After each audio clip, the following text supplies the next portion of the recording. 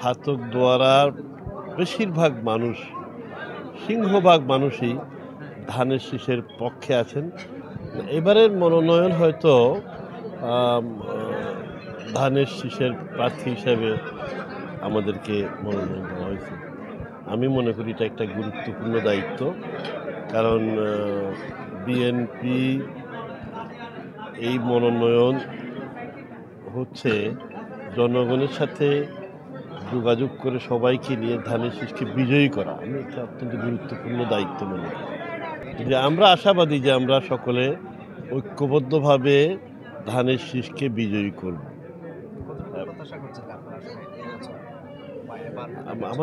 আমাদের ধারণা মহান আল্লাহ তাআলার অশেষ রহমতে ছাতক দোয়ারার বেশিরভাগ মানুষ, সিংহভাগ মানুষই ধানের শীষের পক্ষে আছেন এবং আমরা আশাবাদী আমরা যেভাবে যোগাযোগ করতেছি এই আশাবাদ আরও দৃঢ়ভাবে সমর্থন হবে। উনি তো আমার ভাই, আমার প্রিয়, আমার সহকর্মী। 18 সালে দেখেছেন আমরা একসাথে কাজ করেছি। ইনশাআল্লাহ এবারও আমরা একসাথে কাজ করব।